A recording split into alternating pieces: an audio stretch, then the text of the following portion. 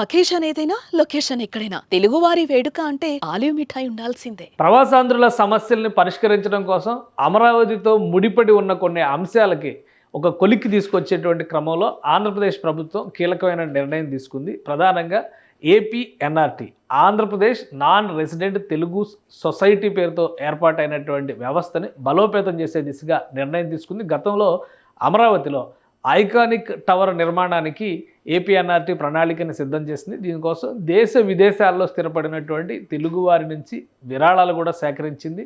అలానే ఈ భవనం డెవలప్మెంట్కి సంబంధించినటువంటి రెవెన్యూ మోడల్ మొత్తం కూడా ఆంధ్రప్రదేశ్ ప్రభుత్వం పైన 0%, ఒక్క రూపాయి కూడా ఆంధ్రప్రదేశ్ ప్రభుత్వం పెట్టాల్సినటువంటి అవసరం ఉండదు.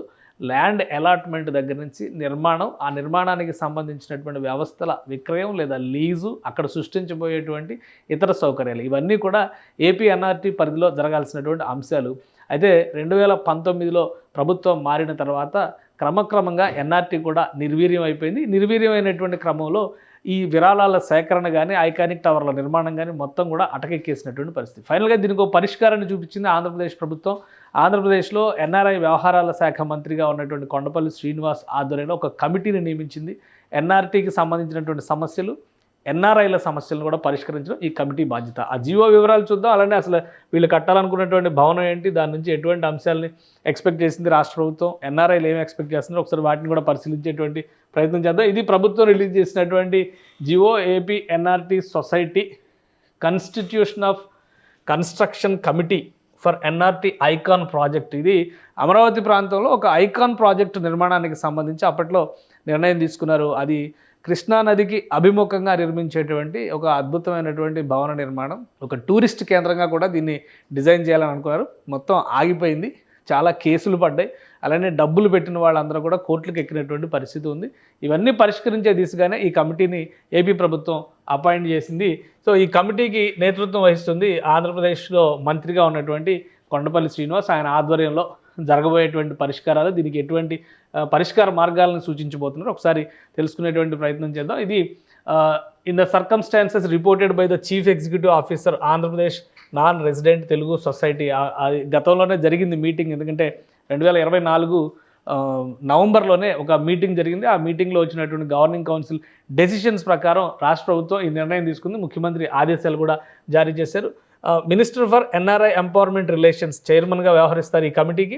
కొండపల్లి శ్రీనివాస్ గారు ప్రస్తుతం ఎన్ఆర్ఐ వ్యవహారాల మంత్రిగా ఉన్నారు. ఆయన దీనికి చైర్మన్గా వ్యవహరిస్తారు. ఇక ప్రెసిడెంట్ ఏపీ ఎన్ఆర్టీ సొసైటీ మెంబర్గా ఉంటారు.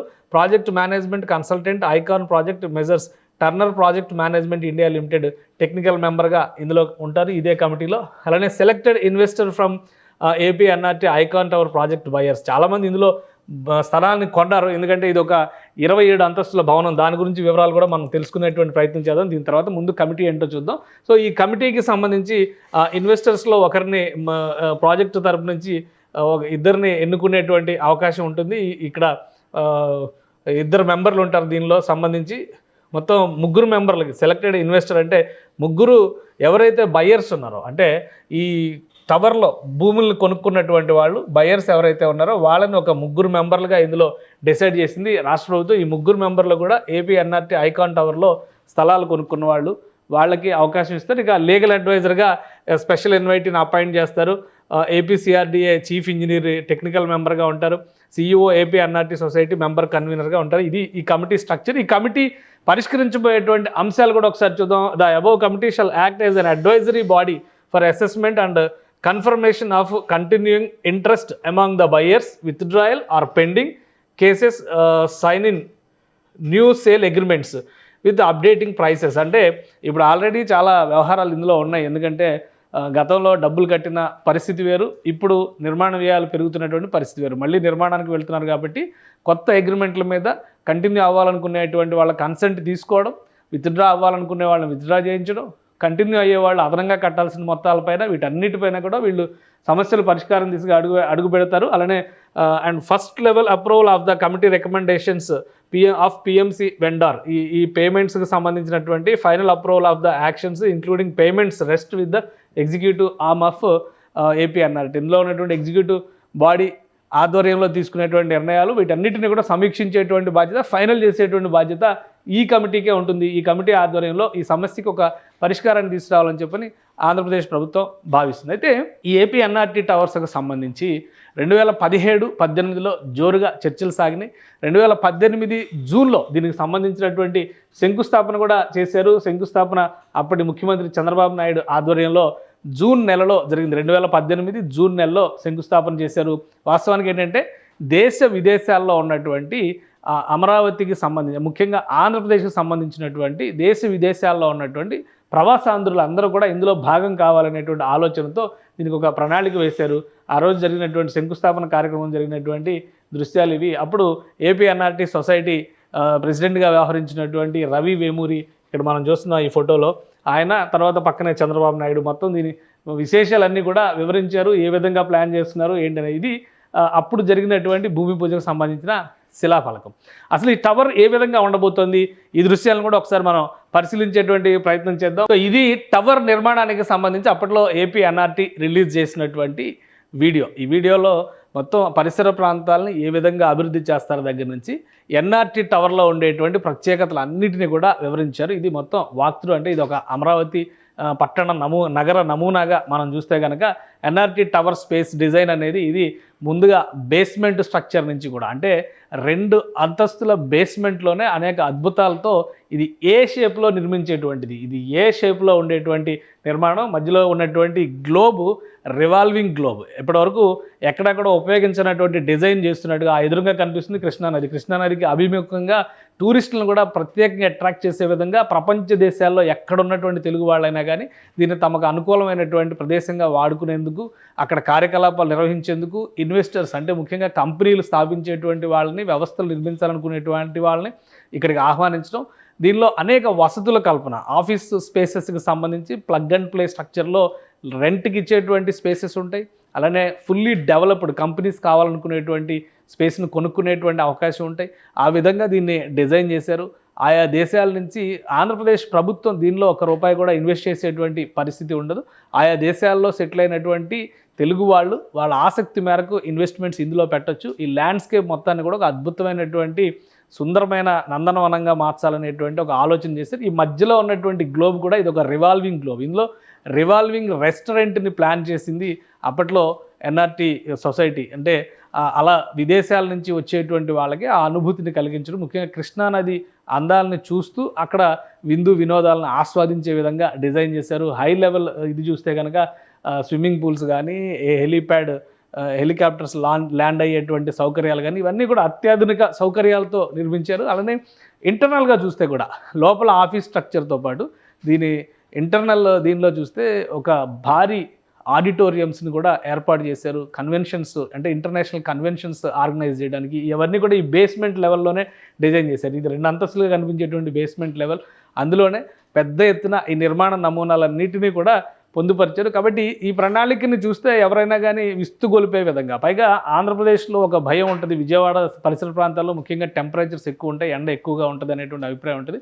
సో ఆ ఎండని నివారించి వేడిని తగ్గించే విధంగా అధునాతన టెక్నాలజీతో దీన్ని నిర్మించడంతో పాటు పరిసర ప్రాంతాల్లో ఆర్గానిక్ ఫుడ్, ఎందుకంటే కృష్ణానది తీరంలో ఉంది కాబట్టి ఆర్గానిక్ పంటలను పండించే విధంగా దీనిలో చర్యలు తీసుకోవాలనుకున్నారు. దీనికి సంబంధించి దేశ విదేశాల నుంచి కూడా ఫండ్స్ కలెక్ట్ చేశారు. కానీ 2019 తర్వాత, ఎందుకంటే ఇక్కడ మరొక ముఖ్యమైనటువంటి విషయాన్ని కూడా మనం తెలుసుకోవాల్సి ఉంటుంది. సో ఆంధ్రప్రదేశ్లో కూటమి ప్రభుత్వం ఏర్పడిన తర్వాత ఈ సొసైటీని మళ్ళీ పూర్తిగా పునరుద్ధరించింది. ఎందుకంటే గత 5 ఏళ్ల కాలంలో మొదట కొంత ఉత్సాహం కనిపించింది. ఎందుకంటే వైఎస్ జగన్మోహన్ రెడ్డి గారి ప్రభుత్వ హయాంలో కూడా దీనికి సొసైటీ ప్రెసిడెంట్ అపాయింట్మెంట్ జరిగింది. ఇవన్నీ జరిగిన తర్వాత కొంత ఎన్ఆర్ఐల్లో జోష్ వచ్చింది. అయితే అది ఒక 6 నెలల్లోనే చల్లారిపోయినటువంటి పరిస్థితి. ఎందుకంటే ఎన్ఆర్టీ వ్యవహారాలు పూర్తిగా సద్దుమణిగిపోవడం, ఎన్ఆర్టీ నుంచి కలెక్ట్ చేసినటువంటి ఫండ్స్ విషయంలో కూడా కొంత నిధుల మళ్లింపు జరిగింది అనేటువంటి చర్చలు జరిగింది. సో దీన్ని మొత్తం స్టెబిలైజ్ చేసేటువంటి పనిలో భాగంగానే ఏపీ ప్రభుత్వం ఈ కొత్త చర్యలు తీసుకుంది. ప్రస్తుతం తాజా పరిస్థితి అసలు ఆ ఎన్ఆర్టీ టవర్ ఉన్నటువంటి ప్రదేశం దగ్గర ఎలా ఉంది, ఒకసారి అది కూడా చూసేటువంటి ప్రయత్నం చేద్దాం మనం. ఇది తాజా పరిస్థితి ఎన్ఆర్టీ టవర్ ఉన్నటువంటి పరిసర ప్రాంతాల్లో. యాక్చువల్గా అప్పటికే ఒక రహదారి నిర్మాణం జరిగింది, కానీ రహదారి నిర్మాణం జరిగిన చుట్టుపక్కల ప్రాంతాల్లో ఎక్కడా కూడా ఎలాంటి డెవలప్మెంట్, ఎలాంటి ప్రోగ్రెస్ లేదు. మనం ఈ దృశ్యాల్లో గమనిస్తే టోటల్గా ఎంటీ ల్యాండ్. ఎందుకంటే ఇది కృష్ణానదికి అతి సమీపంలో ఉండేటువంటి ప్రదేశం కాబట్టి గత ప్రభుత్వం ఈ ప్రాంతంలో ల్యాండ్ అలాట్మెంట్ జరిగిన తర్వాత కూడా ఎటువంటి అభివృద్ధి కార్యక్రమాలు, కార్యాచరణని చేపట్టలేదు. కేవలం అప్పుడు వేసినటువంటి రహదారి, అలానే ఇచ్చినటువంటి లైటింగ్. మీకు అక్కడ దూరం నుంచి చూస్తే కనుక కొన్ని టవర్స్ కనిపిస్తున్నాయి. ఇవన్నీ కూడా ఐఏఎస్, ఐపీఎస్లకి అలానే ఎమ్మెల్యేల కోసం కడుతున్నటువంటి క్వార్టర్స్కి సంబంధించినటువంటి సముదాయం. వాటికి అతి సమీపంలోనే ఈ ప్రదేశం ఉన్నప్పటికీ కూడా ఎలాంటి అక్కడ వాటికే దిక్కు లేదు కాబట్టి ఈ టవర్ గురించి పట్టించుకునేటువంటి పరిస్థితి లేదు. అయితే శంకుస్థాపన మంచి అట్టహాసంగా జరిగింది. శంకుస్థాపన కార్యక్రమం జరిగిన తర్వాత ల్యాండ్స్కేపింగ్ చేసుకునేటువంటి పనిలో వీళ్ళు నిమగ్నం అయ్యారు. ఫౌండేషన్కి సంబంధించినటువంటి కొన్ని తవ్వకాలు జరిగినాయి. ఏవైతే డిజైన్స్లో మనం చూసామో ఇక్కడ ఈ దృశ్యాలను చూస్తే కనుక ఒక విషయం అర్థం చేసుకోవచ్చు. ఇవన్నీ కూడా జెండాలు, అంటే వివిధ దేశాలకు సంబంధించినటువంటి జెండాల నమూనా ఎట్లయితే డిజైన్లో చూపించారో వాటికి సంబంధించినటువంటి స్ట్రక్చర్ ఇక్కడ ఏర్పాటు చేశారు. ఇవన్నీ కూడా ఆ జెండాలు. సో అవి కాలక్రమంలో ఎటు పని జరగని నేపథ్యంలో పూర్తిగా ఆగిపోయినాయి కాబట్టే ఇప్పుడు దాన్ని పట్టించుకునేటువంటి దిక్కు దివాణం లేదు. ఎందుకంటే ఇంకోటి వాటర్ సప్లై, ఇది శంకుస్థాపన వేసినటువంటి శిలాఫలకం కూడా అలా ఎంటీగా మిగిలినటువంటి పరిస్థితి. బేస్మెంట్ కోసం ఏవైతే ఏర్పాట్లు చేసుకున్నారో అంతవరకే పనులు జరిగినాయి. మిగతా పనులు ఏవి కూడా జరగలేదు. అలానే ఐఏఎస్, ఐపీఎస్ క్వార్టర్స్ కానీ, ఎమ్మెల్యే క్వార్టర్స్కి సంబంధించి కానీ వాటర్ సప్లై వెళ్ళాలన్నా కానీ ఈ ప్రాంతం నుంచే వెళ్ళాలి. ప్రస్తుతం కొత్తగా ఈ ప్రాంతంలో తవ్వకాలు జరుగుతున్నాయి. దానికి సంబంధించి ఏంటంటే వాటర్ పైప్ లైన్ పనులు, అలానే ఎలక్ట్రిసిటీకి సంబంధించినటువంటి లైన్ కనెక్టింగ్ పనులు ఇవి జరుగుతున్నాయి. సో ఇది ఇక్కడ ఉన్నటువంటి ప్రస్తుత పరిస్థితి. ఈ పనులన్నీ కంప్లీట్ కావాలంటే ముందు under ground water pipe lining కానీ, ఎలక్ట్రిసిటీ కనెక్షన్స్ కానీ ఇవన్నీ కూడా వస్తే ఇమీడియట్గా ఇక్కడ కన్స్ట్రక్షన్ వర్క్ మొదలు పెట్టాల్సినటువంటి పరిస్థితి. అయితే పేమెంట్ చేసినటువంటి లబ్ధిదారులతో కొంతమందితో వివాదాలు ఉన్నాయి. కొంతమంది కోర్టుకు ఎక్కినటువంటి పరిస్థితి కూడా ఉంది. సో వీళ్ళందరినీ కూడా ఆర్బిట్రేషన్ ద్వారా ఒక గాడిలోకి తీసుకురావాల్సినటువంటి అవసరం ఉంది. ఇప్పుడు కొత్తగా నియమించినటువంటి కమిటీ ఈ సంప్రదింపులు జరిపేటువంటి బాధ్యతని తీసుకుంటుంది. వీలైనంత వేగంగా ఈ సమస్యలను కనుక పరిష్కరించుకోగలిగితే వీలైనంత వేగంగా పనుల ప్రారంభోత్సవానికి, ఎందుకంటే ఇది ఒక ఐకానిక్ బిల్డింగ్ కాబోతుంది. అమరావతిలోకి ఎంటర్ అయ్యే వాళ్ళకి, ముఖ్యంగా కృష్ణానదికి అభిముఖంగా ఉన్నటువంటి నేపథ్యంలో ఆ టూరిజం డెవలప్మెంట్కి సంబంధించినటువంటి అంశాలు కూడా అందులో ముడిపడి ఉన్నాయి. అక్కడ ఒక కీలకమైనటువంటి ప్రైమ్ ల్యాండ్గా దీన్ని మనం చూడాల్సి ఉంటుంది. కాబట్టి ఈ ప్రాంతంలో నిర్మాణ పనులు శరవేగంగా ముందుకు సాగాలని చెప్పని ఏపీ సీఎం చంద్రబాబు నాయుడు ఆకాంక్షిస్తున్నారు. ఈ క్రమంలోనే రాజధానిలో వ్యవహారాలను చక్కబెట్టేటువంటి క్రమంలో ఏపీ ఎన్ఆర్టీకి కూడా ప్రాధాన్యం ఇస్తూ వచ్చారు. అది ఇప్పుడు కమిటీ నియామకం జరిగిన తర్వాత సంస్థాగతంగా ఉన్నటువంటి సమస్యలను పరిష్కరించి ఇక నిర్మాణం దిశగా ముందుకు వెళ్ళడం. మొత్తం 27 అంతస్తుల టవర్ ఇది. ఎన్ఆర్టీ ఐకానిక్ టవర్గా దీనికి నామకరణం చేశారు.